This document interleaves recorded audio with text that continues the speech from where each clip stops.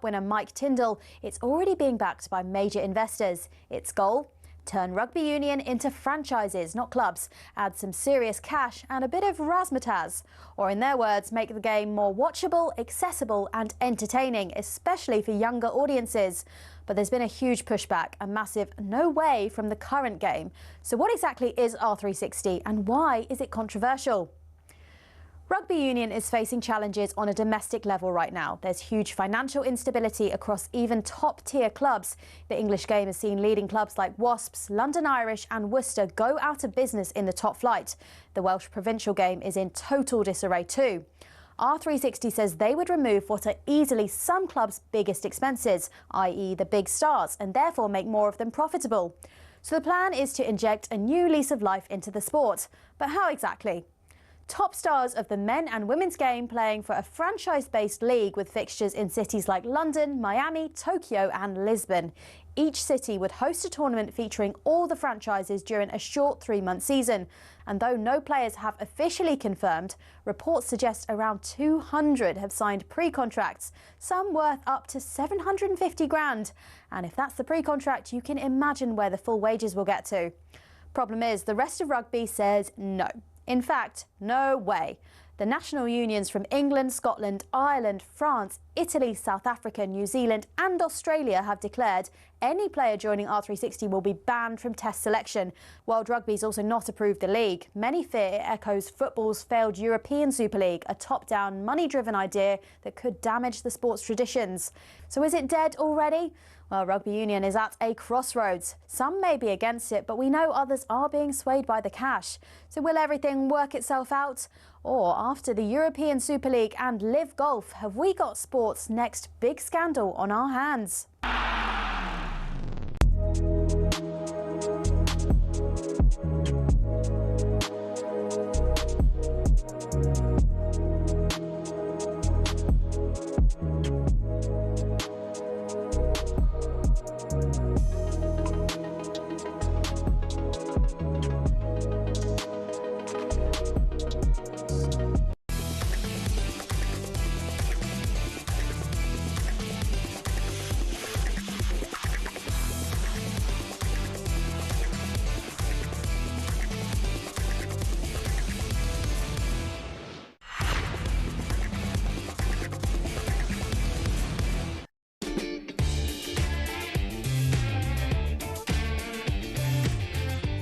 Good morning. You are listening to Early Sports Breakfast here on talkSPORT with me, Katie Shanahan. How are you doing this morning? Have you got off to a good week? We are building up to the breakfast show at 6 a.m. with Jeff Stelling and Ali McCoy. They'll be here very shortly. In the Championship last night, Cardiff snatched a late equaliser. 2 brilliant goals in that game. Finished 1-1 in a dramatic Welsh derby. Ruben Colwell getting it in the 98th minute. Kiefer Moore with the opener.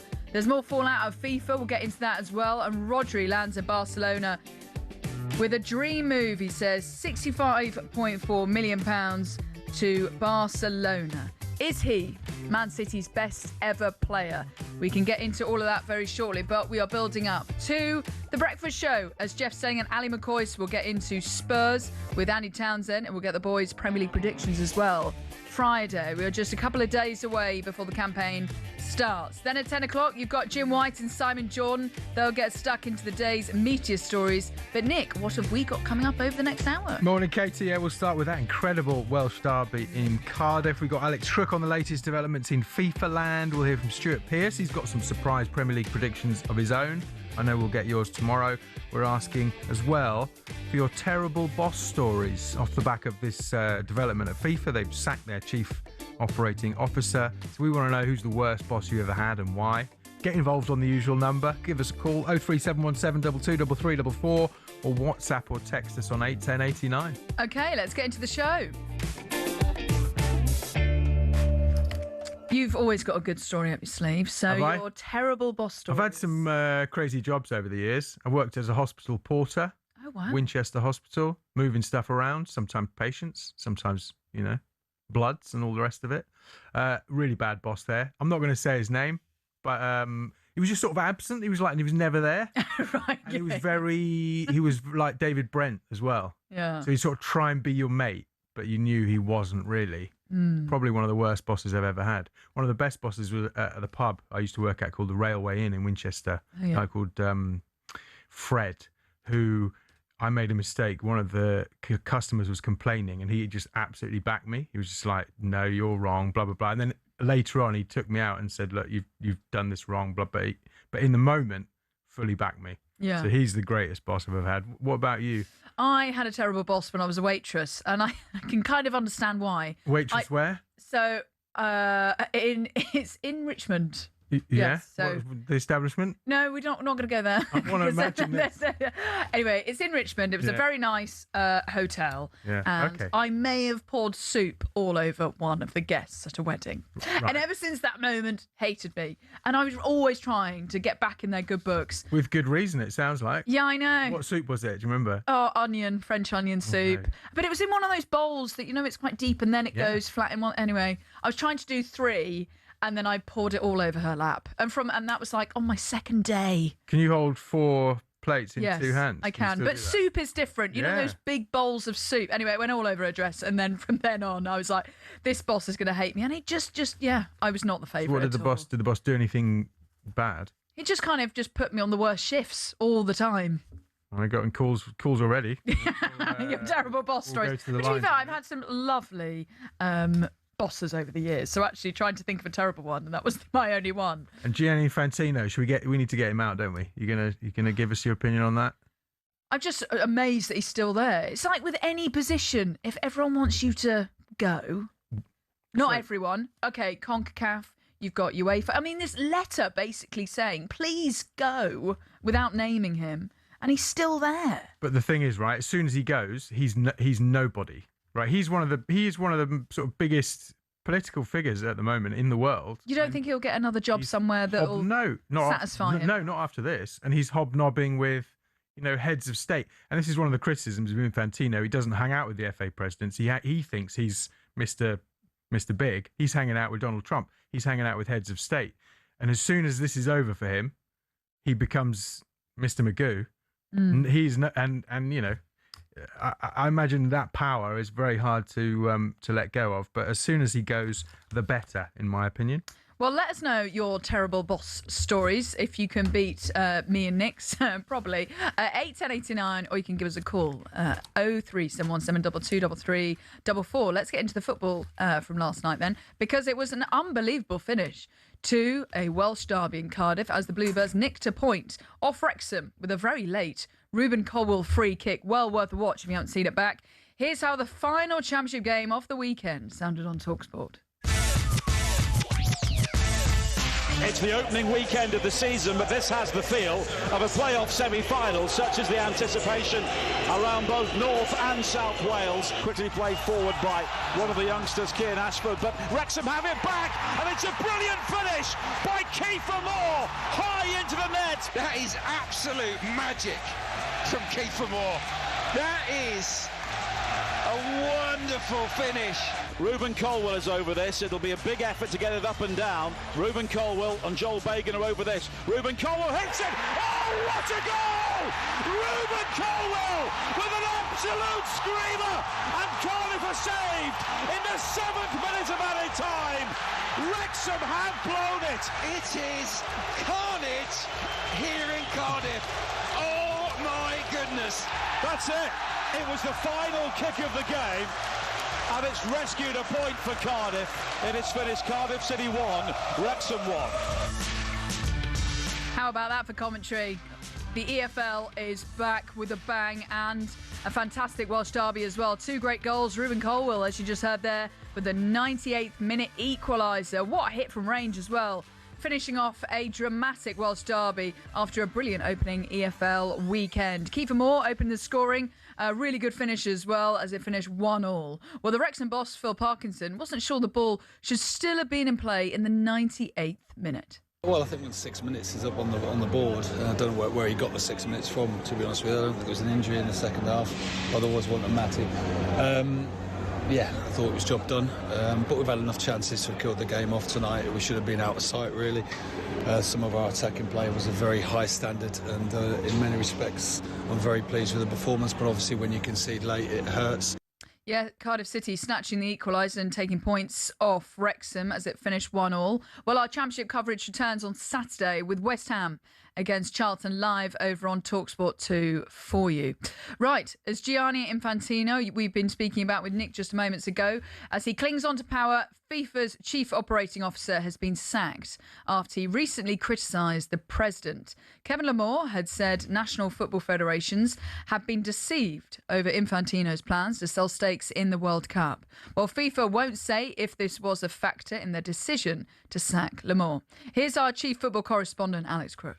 He was one who spoke out against Infantino, not the only one of that FIFA sort of executive board, but the fact they've got rid of him now suggests that Infantino is going to dig his heels in. He's not going to fall on his sword. Obviously, there are upcoming elections, but not for quite some time. So I think anybody who thought Infantino would go quietly, this just proves he wouldn't. I think he still feels he's got significant support from various confederations around the world, and I think he's going to try and hang on for grim life as long as possible. But you're right, it's not been a great look for FIFA, has it, since the World Cup ended? I mean, Infantino didn't cover himself in glory during that tournament. The Flo Balogun situation when the US president got involved and overturned his suspension, I thought was shameful. And that in itself should have been enough for Infantino to leave his position. Then he, as you say, tried to sell off stakes in the World Cup and other competitions. But he's a survivor. He's Teflon, isn't he, Infantino?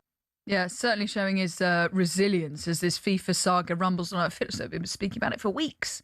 And it was a brilliant World Cup as well. So I feel as though this is unwanted news, really. Well, Scotland are the latest national FA to withdraw support for Infantino. UEFA and North America, CONCACAF, mostly are against Infantino, but you've got the Confederation of Africa who are supportive, CONMEBOL wavering as well. So UEFA are now trying to get FIFA to remove Infantino as a candidate ahead of the March elections. And it's likely that Infantino will hold on till then, at least, holding on with dear life. Well, speaking before Lamore's sacking, Simon Jones said he was reserving judgment on exactly what Infantino was planning with his big World Cup sell-off. Infantino, whatever you think of him, is a master politician. He's engineered himself into a position of great influence, power and authority, yet played his hand in such a way that it was almost perplexing because it's an act of self-harm. He has created an outcome for himself that now leads to the headlines that we're now talking about, which is fighting for his job. Why would somebody so wired in, so plugged in, create such challenges for himself if he wasn't given an indication that that was potentially an opportunity that football might have wanted to go in this direction? Now, the devil will be in the detail. Yeah, it'll be interesting to see how much comes out after this, but I just don't know how he could see this was going to go down well or a good idea at all. It's not putting the fans first, that's for sure. Well, for more on this, you can go to talksport.com, as I'm sure that's going to rumble on. As for transfer news, Man City are closing in on signing 18-year-old Morocco midfielder Ayoub Bouhaddi. That's from Lille, and we expect they will bid around £120 million. This is for Chelsea's Enzo Fernandez. Now that Rodri has left for Barcelona. Will Man City struggle after losing their greatest ever manager and maybe even their greatest ever player? Where do you sit on this? Well, on kick-off last night, Adrian Durham said no one has been better for City than Rodri. A Ballon d'Or winner at Manchester City is unheard of. So I think there's a great case to say he's their greatest player ever. And they've had, even in the past, there's a lot of modern football pundits even who think that Man City only existed after the takeover in 2008. Well, they had a quite rich history at the end of the 60s and 70s, and they did okay. They had a history before that. And there were some great players then. But just to back you up, he's one of only 11 players to have won. I did some research before, to have won the World Cup, the Champions League and the Ballon d'Or in their career. And he's the only player to have won the World Cup, the Club World Cup, European Championship, Nations League, Champions League and the Best Player Award of each tournament. Well, I think you can say he's the greatest City player ever then. Where do you sit on this? Is Rodri the greatest ever player that's ever featured for Man City? Bernardo Silva has also got to be up there. You've got Aguero, but Rodri, I mean, Ballon d'Or winner, certainly is going to put him top of the tree. But do you agree with the boys there and with me? Do you agree that he is the greatest ever player for Man City? Well, the Premier League kicks off this weekend on talkSPORT. Arsenal against Coventry is live for you on Friday night. Right, today we are asking you, following the news that FIFA have sacked their chief operating Operating Officer after he criticised Gianni Infantino. We're asking you for your terrible boss stories. Who's the worst boss you've ever had and why? I've had a funny text come in here, which is very, very good. I'll read it out after the break. 81089, or you can give me a call. 03717 2233 44. Up next, we are getting the best of the back pages and ask if the championship should get VAR. It's 5:15. It is carnage here in Cardiff. Oh my goodness.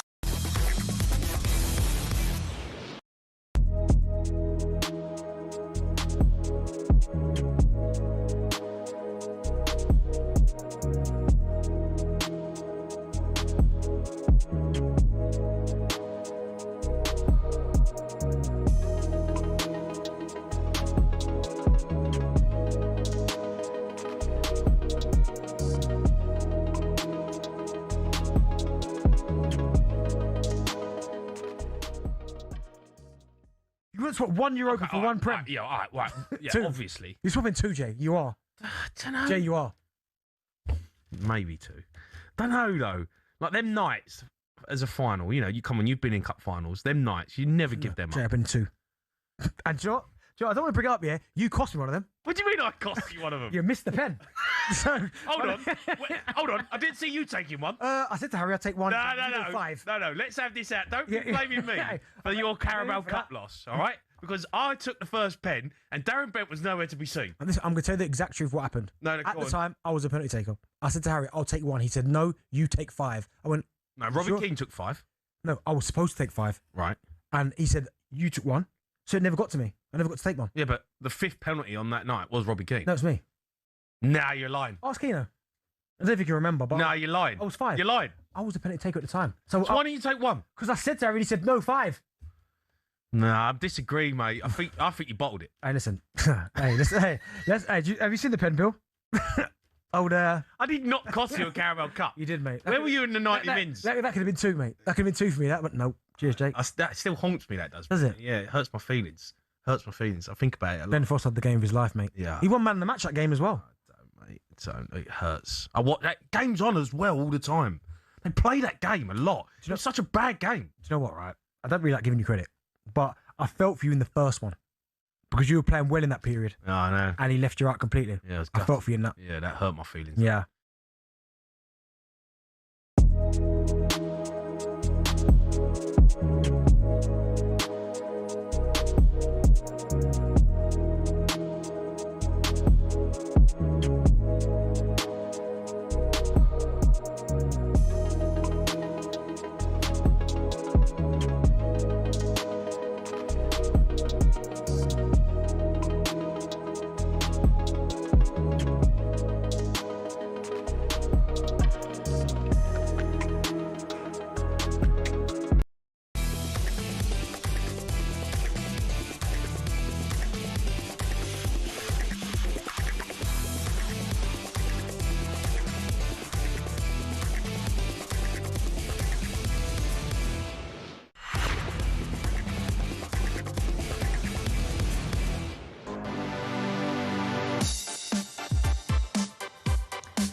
Good morning. You are listening to Early Sports Breakfast here on talkSPORT with me, Katie Shanahan, this Tuesday. Hope you're getting ready for the day wherever you're listening to us. We've had a lovely text here from a family out in Thailand. We're the Devi family, also listening from Thailand, just waiting to move from Koalak to Phuket. Massive Villa fans. Have we signed Suzuki yet? Apparently, it's not been confirmed, but it's very soon going to happen, we are hearing. So we're just waiting confirmation for that one. So Cardiff's late draw with Wrexham happened last night, finished 1-1 in a dramatic Welsh derby. FIFA's chief operating officer was sacked. This is after criticising Gianni Infantino, and Man City are chasing 2 midfielders, Obuadi and Enzo Fernandez, which could go for £120 million. We are building up to the talkSPORT Breakfast Show this morning, which is coming up for you at 6 a.m. with Jeff Stelling and Ali McCoy's for you. They'll get into Spurs, Newcastle, Palace and Everton's and be joined by Andros Townsend as well as we get ready for the Premier League season, which gets underway. Arsenal against Coventry this Friday, which you can listen to on talkSPORT. A few more things you need to know about this morning. Chelsea co-owner Todd Bowley has is reportedly considering selling his stake in the business to majority owners Clear Lake Capital. Bowley and fellow investor Mark Walter are said to have grown frustrated with the direction of the club, including recruitment, managerial appointments and plans for a new stadium. The Times say the duo value the outfit at £5 billion. Liv Golf has cancelled its season-ending team championship in Michigan as it prepares for a major overhaul ahead of the 2027 campaign. This week's event in Indianapolis will now bring the campaign to a close. Liv says the move will allow it to focus on plans for the future following the withdrawal of Saudi Arabia's Public Investment Fund as its main financial backer. And John Cox says he values the clarity of knowing he'll get the chance to impress in England's Test series, that's against Pakistan. The Essex batter will move into the number 3 spot for tomorrow's opening test at Headingley, replacing the injured Jacob Bethel. Well, Cox has spent the last few weeks playing alongside returning England captain Joe Root at Welshfire in the 100. We've got along really well, got to on a different level. To have good 3 weeks or 3.5 weeks with Joe to actually, pick him off when we're batting together in the nets and actually talking about cricket and life in general. It's been awesome. Well, for more on all the day's biggest stories, all you need to do is go to talksport.com. And remember, talkSPORT is now available to watch live in more places than ever before, including on Samsung TV+. We are also, of course, live on YouTube. OK, now it is time for our first phone-in of the day with Costa Express. The Costa Call on talkSPORT, sponsored by Costa Express. Ground beans and fresh milk. Quality coffee. This is where each day a listener will call into Early Sports Breakfast to talk about the biggest stories of the day. And today we're talking about bad bosses. This is after Gianni Infantino clings on to his power at FIFA with his chief operating officer being sacked after speaking badly about him. We don't know if it's officially that, but that seems to be the way the conversation is going. And we welcome Sammy, the Manchester United fan, to talkSPORT. How are you doing, Sammy? What would you like to say?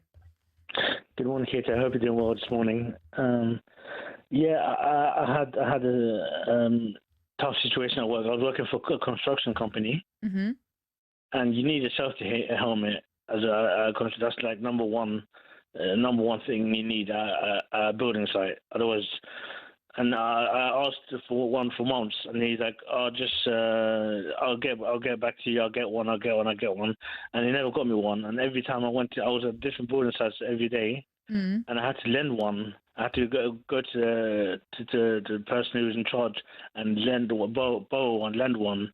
And it was really annoying because they had to go at me for not having one, because if something happens to me, then they get in trouble. Yeah. And the boss was just like, I'll get you one. No worries, I'll get you one soon. And he never got me one, and I ended up stopped working for him because of one of those reasons. And he didn't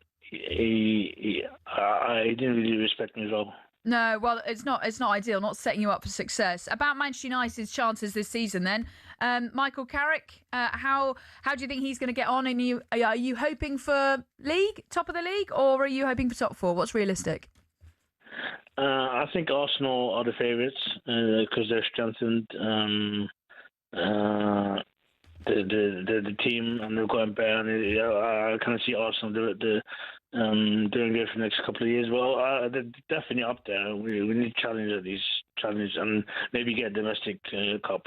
Yeah, hopefully. That would be all right. Sammy, thank you so much for your call this morning. That was thanks to Costa Express. The Costa Call on talkSPORT, sponsored by Costa Express. Ground beans, fresh milk, real signature taste. OK, thank you very much for your bad bosses texts. We've had this from Carl in Margate. Good morning, Carl. He goes, I had a boss who dragged me into his office for walking too fast across the factory floor. I asked him how he could discipline me for walking too fast. He said you were too close to breaking walking pace, which could be interpreted as running. Luckily for me, I had a good union rep. Oh, my goodness. Walking too fast. I mean, yeah, that's a bit too strict, I think. I remember getting sent out of the classroom. It's not a boss, it was a teacher, for coughing. She was like, get out of my class. And I couldn't stop coughing. And she got really annoyed and sent me for detention, which I thought was really unfair. Thank you so much also to Darren for this lovely message here. He goes, may I just say, 5 till 6 a.m. is the very best time on talkSPORT. Thank you very much, Darren in St Helens, for all these texts coming in as well. Jill, good morning, Jill. Just lying awake and being part of the 5 a.m. club. Can't wait for the start of the season. And also here, Matt from Newcastle. Early morning positivity. Newcastle will finish 7th. Great signings. Pace to burn. And the new manager never had those big players, so we won't miss them. Well, there we go. Let's see how... fascinating to see how Newcastle and the new boss, Matthias Leisler, will get on for the new campaign, which gets underway this weekend. Keep those calls and texts coming in, 81089. Right, it is 5:25, so it's time to take a look at the back pages. And Nick Ellaby, where would you like to start? There's lots of Pep Guardiola actually all over the front and the back page of The Sun, for example. This is after the Amazon's new documentary, A Beautiful Obsession. He's got in a bit of a row with Kyle Walker. Well, he's certainly obsessive, isn't he? I mean, I think Mikel Arteta. Mikel Arteta's, I think, taken over that role of the probably the most intense manager in the Premier League. Now, we did end up talking a little bit about Pep's marriage last season, but a lot of pundits sort of wanted to stay away from it. We knew he had problems in his marriage. It's on the front page of the Sun, talking about him telling the players when they lost to Juventus about his divorce and how that was sort of stressing him mentally. But the back pages have gone with this line about Pep Guardiola telling Kyle Walker he never wanted him as captain, and that's now apparently why Kyle Walker left the club. He went to AC Milan on loan, now at Burnley, and as you say, that bust-up shown in Amazon's new documentary, A Beautiful Obsession, going behind the scenes of Guardiola's final 2 years at the Etihad. So, you know... Have you seen the quotes on this? Go on. So he goes, I'm divorced from the most beautiful women on the planet. Yeah. We lost the passion. It's how you play football. I want players with passion. Where is your passion? I leave my life, my family, all for you. And what do you give me back? That's bleep performance. It's a disgrace, guys. Well, I mean, you know, I think often we're quite guilty of talking about footballers as though they're not like human beings. Obviously, you obviously mentioned a lot last year, Liverpool, and how they're dealing with the stress and the trauma of losing Jota, and how, you know, when the human is affected by something like that, sometimes by a move to a different place, a different club, away from your family, it sort of just brings it home that, you know, these guys are humans too as well. But also this bust up with Kyle Walker is quite interesting on the back page of the Sun as well. Yeah, it is. I mean, we're going to see. Obviously, they got a documentary to sell. But it does sound pretty explosive. Good headline on the back of the Mirror Sport: Moroccan roll star. Oh, love that. Very nice. Bouadi. Did you see him play much for Morocco at the Yes, World I did Cup? actually. Scotland against Morocco. That was in Boston. Watched him, and he was great against Scotland. He was great. Thierry Henry was always waxing lyrical about him as well, even before the World Cup. So he was one to watch. Still 18, pretty physical for an 18-year-old. Talk about an £85 million deal before the end of the week. We also think Man City are going to come in with £120 million for Enzo Fernandez. Potentially. Bit of a sort of power struggle potentially over at Chelsea. You've mentioned that in your headlines, but possibly Todd Bowley and Mark Walter selling their stakes, meaning Clearlake are going to take over there. That sort of Badad Eghbali side of the power struggle. And just finally, Amy Hunt, the sprint queen, revealed that she celebrated her 4 gold medals with KFC and champagne. Lovely. Which is exactly what the Foo Fighters do. Apparently, when they roll into town, they try and find the cheapest chicken and the most expensive champagne, and that's their pre-show snack. So Amy Hunt and the Foo Fighters, kindred spirits. There we go. A champion's meal. Nick Ellaby, thank you very much for now. That was a review of the morning's back pages. Katie Shanahan here. You are listening to Early Sports Breakfast on talkSPORT, sponsored by Costa Express. Get a regular Costa Express iced coffee as part of your Tesco meal deal at participating Tesco stores. T&Cs apply. Up next, we'll have some fun with the front pages and find out what you think about cheating in sport.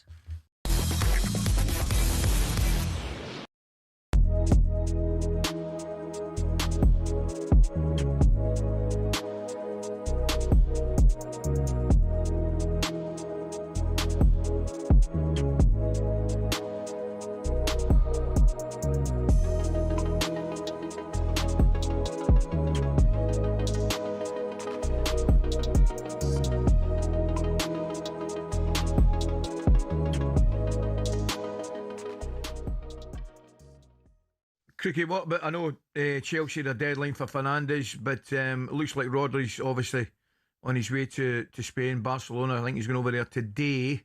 Would they go back in? It seems common sense, and particularly after watching that yesterday, would they go back to Chelsea, do you think, City? I think it's almost nailed on that they're going to chance their arm there. Rodri deal was agreed overnight, £65 million, which is always the magic number. As far as Manchester City are concerned, he's agreed a 4-year deal. They're going to sell to Gianni Reinders as well. Those transfer fees combined will be enough to match Chelsea's £120 million asking price for Enzo Fernandez. Now, obviously, sources telling us on Friday that the 5 o'clock deadline had passed. No written bids have been received. Therefore, Enzo Fernandez would stay a Chelsea player. I'm not convinced that was as hard a deadline as maybe it's being made out. What about Jamie Vardy, Crookie? We're reading reports that he's had an offer from Brazil. Well, that doesn't surprise me because Jamie Vardy still looks in top physical condition. Obviously did pretty well in his stint over in Italy. I think he'd prefer a return to English football, if I'm honest, but I wouldn't totally rule out a move to Brazil. Who knows, that might be the next chapter of the documentary that I've just started watching about his incredible career. But he's certainly got no shortage of interest. Sheffield Wednesday, his boyhood club, have chanced their arm, but I think financially that's quite a difficult deal for the Owls to do.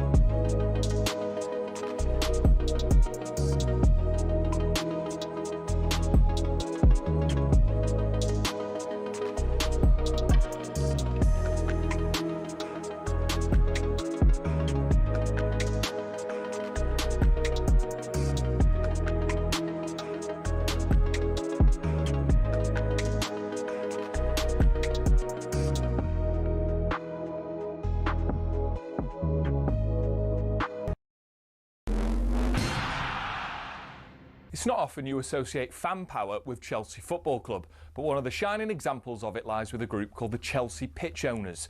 And they've proved to be the thorn in the side of owners past and present who've been dead set on moving stadiums to a larger, more lucrative piece of land. Essentially, the supporters group holds the freehold to the land on which Stamford Bridge sits. Former owner Ken Bates set it up at a time where some unruly property developers tried to evict the club from their ground. In order to prevent this, he established the CPO as a company that owned the pitch and offered the fans the chance to buy a share for £100. As well as that, they also own the rights to the name Chelsea Football Club, so if any owner wants to take them elsewhere, they can't be called Chelsea without the approval from the CPO. Now, in 2011, Roman Abramovich tried and failed to move them away from Stamford Bridge, and this has set a precedent for Todd Bowley and the current power brokers at Chelsea. They know any plan which involves moving from Stamford Bridge will require CPO approval from the now 13,000 fans who own it. There are fans who are concerned that if they stay at the bridge, they'll be left behind their domestic and European rivals who are moving to more commercially successful stadiums. But for the heritage and history lovers, Stamford Bridge is one of the iconic English stadiums, and to move away would be a grave mistake. It might not be as flashy as others, but stadiums like it have something about them that cannot be replaced. One thing's for sure, if Bowley wants to take Chelsea away from their home, he'll have to go through the CPO first.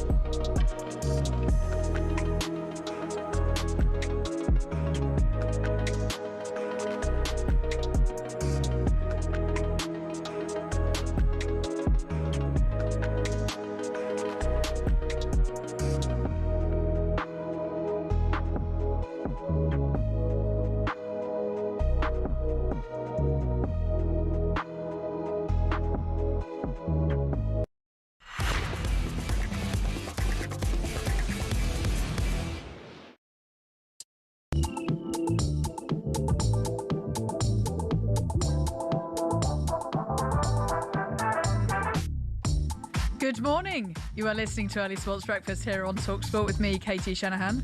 The reason I'm laughing is because everyone always goes bonkers whenever this song goes on and the drop hits. About 4 people behind the glass are dancing around because we are building up to your Tuesday morning. Thank you for your company this morning. We are building up to the breakfast show, which is coming up at 6 a.m. with Jeff Stelling and Ali McCoist. They will be back together. Looking forward to seeing both of them. They will get into Manchester United's first season under Michael Carrick as permanent boss. How will he get on? And they will also be joined by the Script frontman, Danny O'Donoghue. There we go. Well, some of the headlines you're waking up to this Tuesday morning. Rodri is set to undergo a medical today. That's ahead of completing a £65 million move from Manchester City to Barcelona. He's expected to sign a 4-year deal. City wants to keep the 30-year-old, but they are now closing in on replacements in terms of the young Moroccan midfielder Ayoub Bouari, and will bid again for Enzo Fernandez from Chelsea, with that's expected to reach up to £120 million. Outrageous, I think, personally. Premier League viewers will hear on-field conversations, this between referees and players during live broadcast for the first time this season. The move is part of a push for greater transparency led by referees chief Howard Webb. So Sky Sports and TNT Sports will be able to air a limited number of audio clips from the referees' body cameras during matches, although VAR incidents remain off limits. Probably the right call there. And Scottish FA Chief Executive Ian Maxwell believes new head coach Sebastian Pocagnoli can bring the freshness and style needed to take Scotland to the next level. The Belgian was unveiled yesterday after replacing Steve Clarke on a 2-year contract. Maxwell believes the 39-year-old is one of Europe's most sought-after young coaches. Steve was in post for a number of years. When he made the decision that he did to step away following the World Cup, it's right that we review and analyse and understand what we can do slightly differently going forward to see that gradual improvement, which we all want to see, and we're sure that Seb's the guy to do that for us on the pitch. Well, for more on all the day's biggest stories, all you need to do is go to talksport.com. Right, our top story on Early Sports Breakfast today is promoted from League One Cardiff. They started their championship season with a last-gasp draw at home to Welsh rivals Wrexham. Ruben Colwell's 98th minute free kick cancelled out Kiefer Moore's 3rd minute opener. 2 brilliant goals as well in this game as it finished 1-1. talkSPORT's EFL expert Adrian Clark was at the Cardiff City Stadium for us. Basically 5 seconds away from a clean sheet victory on match day 1, Wrexham, and they would have deserved that victory, so they shouldn't beat themselves up too much. That's my feeling on it. Wrexham are going to be fine. But, you know, these things happen in football. This is why we love football. Yeah. The best team don't always win. And it's moments like that free kick from Colwell that makes us keep coming back for more. And, yeah, I've loved it. I've loved the experience of being here for this game. Yeah, it sounds like a party atmosphere there in Cardiff. I back Wrexham to get into the playoffs, especially with the new format that, you know, there's 8 places to get into the playoffs. Can you imagine if Wrexham play in the Premier League next season? That would be Hollywood stuff, wouldn't it? Well, our championship coverage turns on Saturday. You've got West Ham against Charlton, which is live over on talkSPORT 2 for you. Right, now this question is going to run and run. Does the championship need VAR? Well, as you will know from the weekend, West Brom had a situation where Hegebo kind of elbowed it into the back of the net. It was clearly a handball as it came off his arm in the win over Norwich. Well, Martin Keown told White and John that he thinks the technology should be used in the championship. I think there's a strong argument to bring VAR in. When you consider that this is the 6th biggest league in European football and the revenues involved and how it impacts, one wrong decision massively impacts. If there's it's very difficult to get out of that division, isn't it? We all talk about the last game and what it's worth, the money is. There is VAR in the actual playoff final. I do think now it's time to bring it into the championship. The clubs, though, are voting against it, Jim. This is the problem, getting everybody to believe in the same way. Some of the grounds maybe not set up for the Premier League or technology that you need. But I think now they really should be looking strongly at this and bringing it up to speed, particularly with the attendances, the money's involved. I can't believe it hasn't come in yet. I disagree with Martin Keown there. Keep VAR out of the EFL. It's better football, it's more exciting and lots more drama without VAR. Yes, it was a handball in the West Brom game, but if there's no VAR, then you've got to realise there will be mistakes that might be missed. You've got to live with that, and as frustrating as it is, I think it's better VAR stays out of the EFL. Where do you sit on this? 0371 722 334 81089. Did the West Brom handball kind of bring into our realisation that, it's so glaringly obvious? Yes, maybe the referees and people should have picked it up, but without VAR, these mistakes are going to creep into the game. So, where do you sit on this? Should VAR come into the Championship, or would you like to make sure it stays out of the EFL? Well, Andy Goldstein wants clubs and fans in the second tier to also resist VAR for as long as possible. I sort of feel as though because it's so pure in the Championship and lower league football without VAR, that you really can't moan, because you're going to have things like that, offsides that shouldn't be offsides, handball. You're going to have more controversy every single week. So it's just part and parcel of the game, right? So our Championship coverage returns on Saturday with West Ham against Charlton live over on talkSPORT 2. But I agree there with Andy basically saying keep it out of the EFL. Thanks so much for all your texts coming in this morning. We were talking about bad bosses. This is after Gianni Infantino is clinging on at FIFA for his position. We've had this here, which has made me laugh. Good morning, Graham. He goes, Katie, my worst boss is my wife. I never get a day off. If I go to the pub, I get a verbal warning. If I get a holiday, I've got to take them with me, and the wages are rubbish. Everything earned, she takes it off me, but I do love her dearly. Graham, that's very funny. That's made me laugh this morning.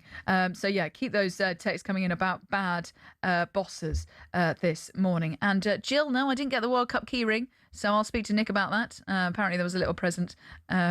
Must be in the post room somewhere, so I'll go and have a look. Thank you very much for that. Right, now it is time for this. It's a front page throwdown. Oh, what a move! The front page is first on the early sports breakfast. talkSPORT.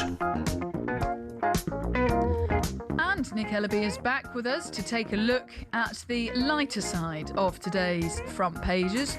What have you got for us?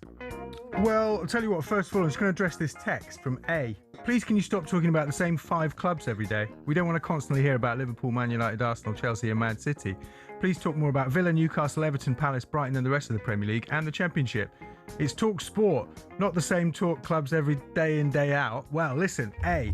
We've just been talking about Championship. I love the EFL. I miss his EFL. We have done a bit of it. I do sympathise with with the him Welsh derby in general, right? Because the back pages. Hey, not 5 till 6. We try and mix it up. The back pages are the Thanks very same. much. What I do want to say is, A. I'm not sure what his name is. It's an emoji of a lion. I do have a podcast for you. It's called No BS. Max Scott and Ollie Klink. Yes. And it's a new podcast from talkSPORT. No BS, no Big Six. So they talk about all the other 14 clubs in the Premier League. So A, get yourself over to the podcast app and download that and have a listen. And hopefully you'll enjoy that. It's pretty good. I've been listening to it so far. So question number 1 for you in the front page review. What's your favourite Johnny Depp film? Pirates of the Caribbean. Yeah, why? Which one? Jack Sparrow. The first one? Yeah. He kind of made pirates sexy. Do you think so? I think so. You know that character's based on Keith Richards. Oh, right. He's basically just sort of pretending to be Keith Richards. But he's quite cool. Yeah, he is cool. Yeah. Well, he's coming back as Jack Sparrow, so I've got some good news. Oh, well, great news. Jerry Bruckheimer, producer of Pirates of the Caribbean, is keen to get the star back on board for a 6th film, also tipped to star Margot Robbie. Oh, brilliant. How old do you think Johnny Depp is? Play along at home. Johnny Depp? I think he looks quite young for his age. I'm going to go... am I going to put him in the 50s? I'm going to go 48. I want to say 52. 48? He's 63. I'm terrible at ages. Just ask producer Ollie about that. Obviously, Depp's had some high-profile legal battles, not only with Amber Heard, his former wife, so he needs to kind of rehabilitate his image. So hang on, have there been 6 Pirates of the Caribbean? No. There have been 5. Has there? I've seen 3. Gosh. I gave up after the 3rd one. They're good fun, aren't they? They are good fun. Andy Burnham apparently was conned by a fake faker pretending to be one of Donald Trump's assistants. The Prime Minister believed he was messaging senior White House aide Susie Wiles, but apparently no messages of significance were exchanged. The texts were quickly reported to the appropriate authorities.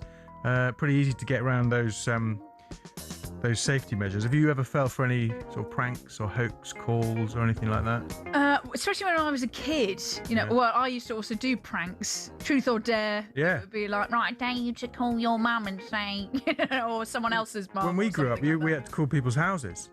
Yeah, it was called. Kids. Yeah. Kids won't know about this because everyone's got mobile phones now. But if you wanted to call your friend or maybe a girl you quite liked at school, you had to speak to their dad and you had to do the telephone voice. Hello, Mrs. Robinson, it's Nicholas here. Can I please speak to Katie?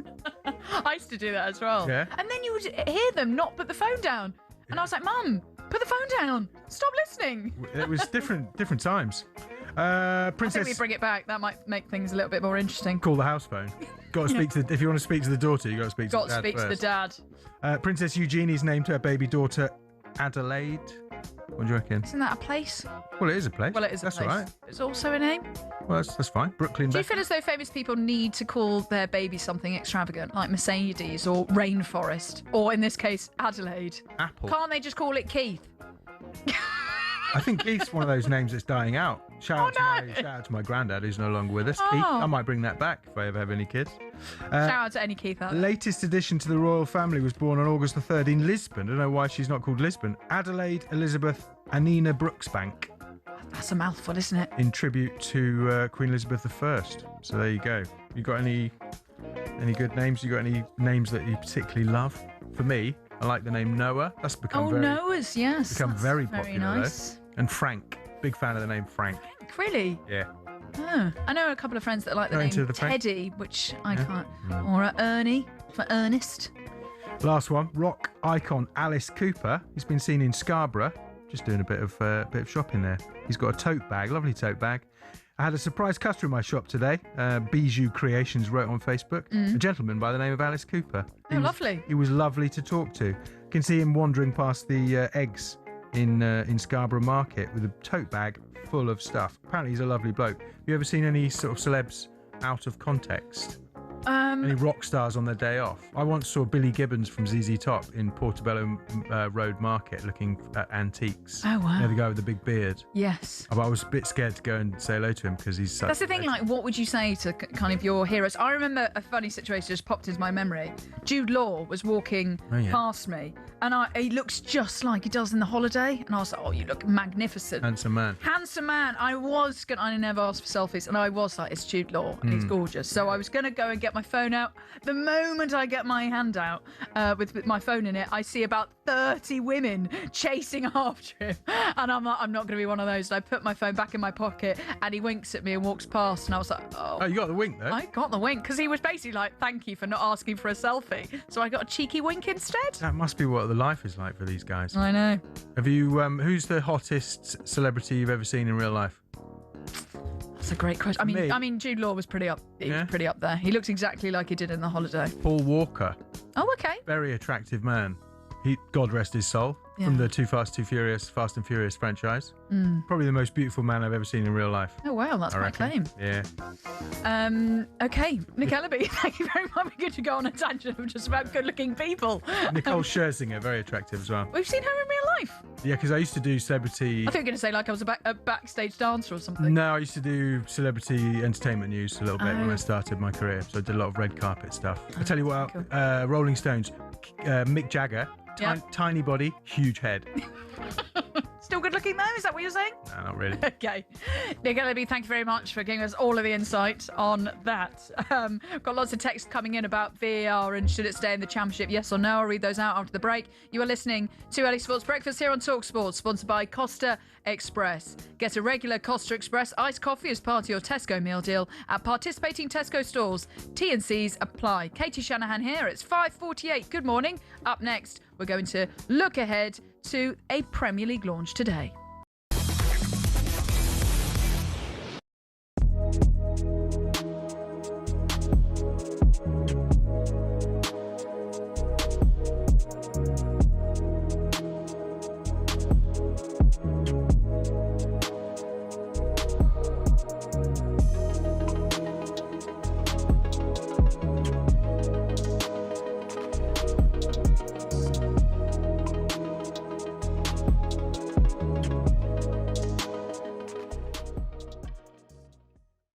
Joe, very satisfying. Bit of a statement. Just remember, it's only a glorified friendly. First of all, I want to say a big good morning to the talkSPORT listeners. It's a fantastic Monday morning, isn't it? It is for sure. Listen, guys, Jeff, Ali, who's going to beat us this season? You tell me. Who is going to take over in the city of London? Who? On that evidence, nobody. Nobody. Right. But Chelsea. I think Chelsea. It's premature, Jeff. It's premature. Well, it's premature. You're saying who's going to beat us? We've won the trophy available to win. Yeah, we've done it. It's difficult for you guys not to get carried away after that, but at the same time, I wouldn't be overly worried about Manchester City's performance. Although, with the golf in that particular game, I would be slightly concerned.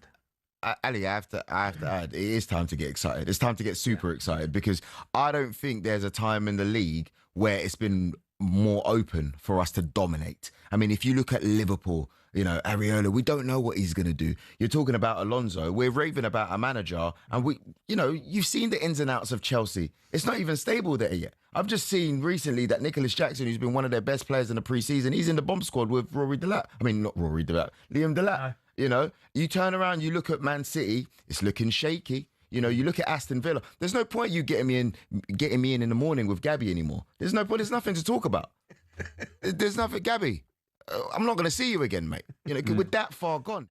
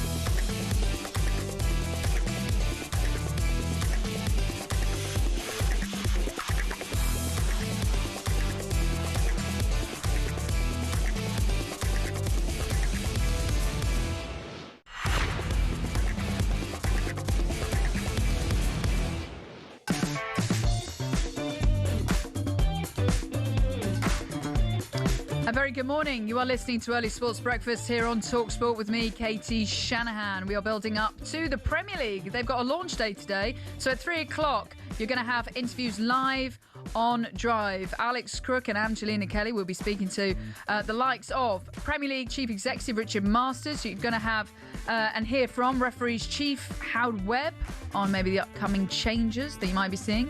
Arsenal's Mikel Arteta and Victor Gyökeres. How do you think he's going to get on this season? Do you think he's going to have a better second campaign under the Arsenal?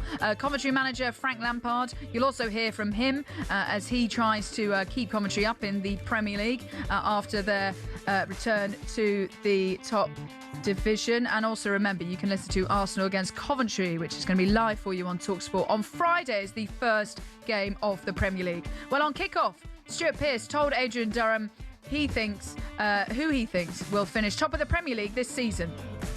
Liverpool finished second. Okay. I think some of their players that took a time to settle in. Obviously, one of us thinks that Isak might be the top scorer. He's going to play a big part in them finishing second, if he is. Third, I'm going to go for Chelsea. Fourth, Manchester United. Fifth, Manchester City. Brentford 6th. Brighton 6th. Brentford. No, I said that. Yeah. Both of them. Hang on a minute.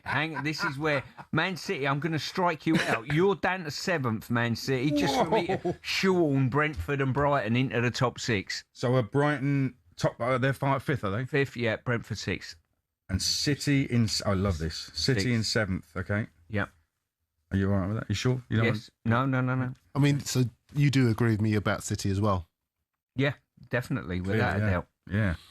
Man City in 7th. Wow, that's pretty low down. I know they're in a period of transition, but 7th. Wow, potentially missing out on Europe. Hard to see past Arsenal getting it back-to-back, especially after that performance in the Community Shield. They've added players in depth to their squad, so who will kind of be challenging Arsenal for the title? Chelsea, I think, are going to look pretty good as well. Well, I'm going to do my Premier League predictions tomorrow on the show, so you can come at me and see how I get on ahead of the new season, which starts this weekend. Could Spurs, though, be the surprise package this season? No European football, and they've quietly made some good transfers as well. The Premier League gets underway this weekend, which you can listen to Arsenal against Coventry live on talkSPORT. Right, thank you so much for all your texts coming in this morning. We've been speaking about VAR. Should it be introduced in the Championship and the EFL? This is from Conrad saying, good morning, Katie. Keep VAR out of the Championship, League One and League Two.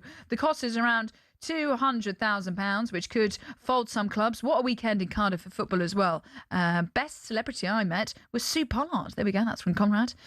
We've also had here from Darren, VAR wouldn't be needed if managers and fans could accept mistakes. Nobody is perfect, but VAR still mistakes fans, and fans can't moan about mistakes if they don't want VAR. Yes. Also, this is a lovely text. Thank you very much, Will from Leicestershire. A great show as always. Thank you very much, Will. Currently driving to Loche with my family, listening to the show up the Brewers. Thank you very much, Will. Have a lovely time with the family. And also here from Sam. Sam, the Leicester fan. Keep VAR out of the lower leagues. I'd rather be down there without it than in the Premier League with it. Football's purest leagues. I know, the purest league, because it provides us with so much entertainment. Right, talking of entertainment, lots more coming up on talkSPORT Breakfast today. Joining Jeff Stelling and Ali McCoist, Andros Townsend will preview the Premier League season and focus on his former clubs in Everton, Newcastle, Spurs and Palace. They've also got the Script frontman Danny O'Donoghue chats all about his new album and looks ahead to Manchester United's season. And Chelsea fan TV owner Alex Harris will look all about the ownership at Chelsea, with Todd Bowley maybe selling his stakes in the club. You've been listening to Early Sports Breakfast with me, Katie Shanahan. Jeff and Ali are on the way next, and I'll see you same time tomorrow. Have a great day.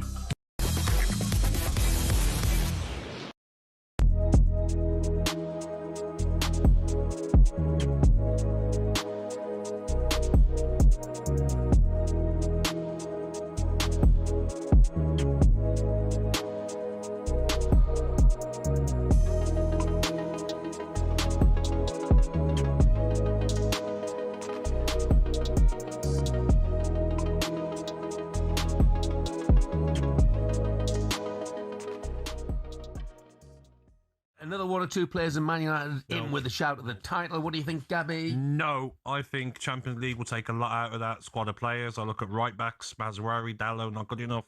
Centre backs, they need cover there as well.